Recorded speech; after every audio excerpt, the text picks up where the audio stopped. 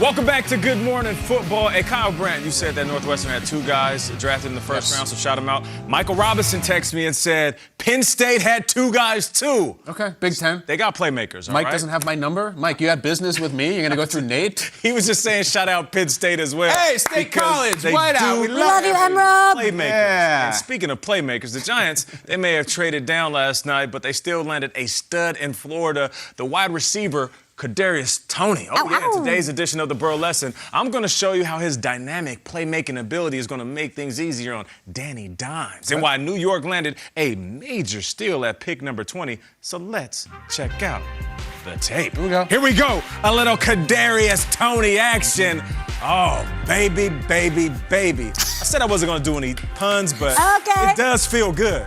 Like Toney. They done it again. They done it again, and I'm doing this again because I did it before. Tony do it the first time, Nate? I only remember them doing it They did again. the first time. But that's how you do it. And I'm going to tell you what. These guys done it again by drafting an absolute playmaker. And I'm going to say this.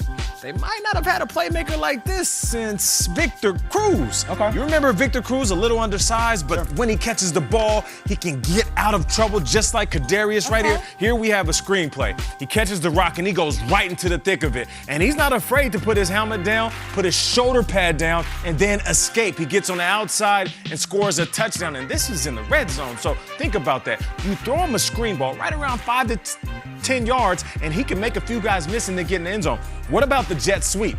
Jet sweep is a big part of NFL offenses. You hand the ball off to him behind the line of scrimmage, immediately puts his foot in the ground to get upfield, and this is where it gets nasty.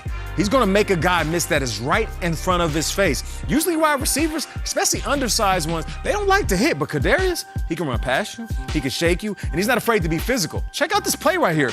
He sheds one tackle.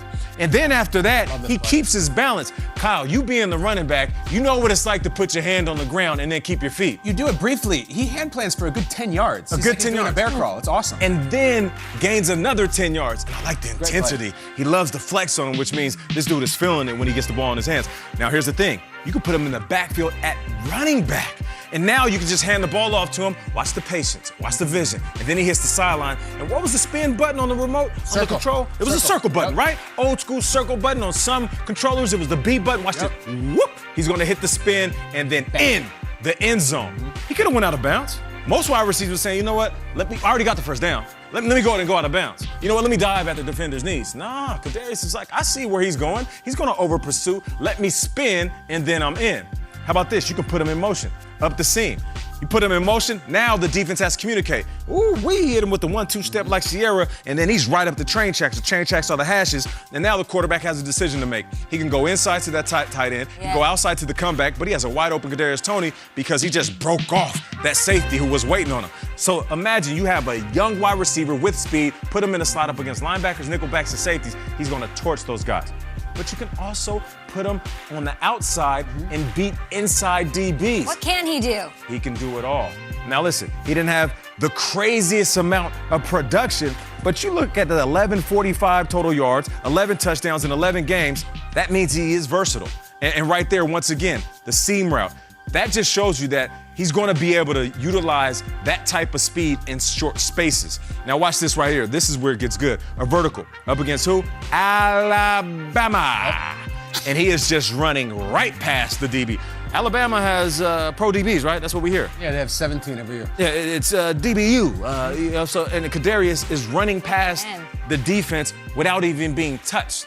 Now, you have Danny Dimes with Saquon Barkley behind him. Yeah. You bring in Kenny Golladay, who stands about 6'3", 6'4". So he's that guy that can move the chains, big body, use his frame, box out DBs. And then you have Sterling Shepard, who is a fantastic slot receiver that can move in between the hashes. Yeah. You bring in Kadarius Toney, you can literally use him everywhere. Outside, inside, backfield, and you can use him on special teams. For those that are saying, well, why did we trade down? I mean, at 20, did we really get a steal? We wanted Devontae. That's cool. But you guys got a playmaker that fits your system. And he's a perfect complement to Kenny Golladay, the big free agent acquisition. I got to tell you, KB, all I hear is make or break year for Danny Dimes. Like, all I hear, literally, not an excuse. There's not one excuse for Daniel Jones to not thrive. The cupboard is just loaded, isn't it? And it's It's like, tough. I feel Daniel Jones is sitting there with that, kiss the cook apron on and a chef said, fruity, like the sweetest. You better know how to make this recipe, man, because there's an arms race between the Cowboys 100%. and the Giants, and then Washington's defense is amazing. Philly just drafted Devontae last night, so Daniel Jones, voila! Cook this thing now because Dave Gettleman's sitting back with a stogie or whatever he's into, being like, go get him, son. Got to do it. Yep. Huge pressure. Think he can cook this thing I believe so. with these weapons? And on top of that, one thing we're not talking about, Daniel Jones is very athletic. I think we're going to see a lot more of him using his legs as well this year. That run. That's true. He had the noodle legs on the end of You that. gotta live that He down. did, but he ran there, Easy. but he got there. We've got Peter Schrager in Cleveland with us. Man, that is my favorite highlight of the 2020 season. Yeah, Daniel Jones tripping. It's the only time I've ever seen a quarterback have to actually run the 40-yard dash, but there it was, and Daniel Jones did it. Look, the Giants may have fleeced the Bears here. They didn't need a quarterback, but they got a first-round pick for next year, which is so huge, especially if there was no one on the board they loved. And then they get Toney. Some things on Toney, because I was very high on him coming into this draft. I said he would be the 4th wide receiver taken. I thought he might even go higher. And I was, a lot of people objected to that. Said there's no way teams view this guy, who really only has one true year at wide receiver. But his route running improved so much this season. Why does that make sense for the Giants? Joe Judge is a wide receivers coach, so he sees this talent that is compared to Deebo Samuel and says, I can now work with him and turn him into the wide receiver he needs to be. Judge, this is his expertise. Let me take a raw product and I'll turn him into what we need. And my last point, I texted all these evaluators. One of the most respected football minds I know texted me last night when the Giants drafted him and said, that's the most electric player to come out of Gainesville since Percy Harvin. And that's what Giants fans are getting, an electric playmaker, a guy that can do it all. Giants also get a first-round pick next year in a draft where there will be a combine, there will be pro days, and yes, there will be a full college season. I think the Giants fans should be very happy with night one of the NFL draft.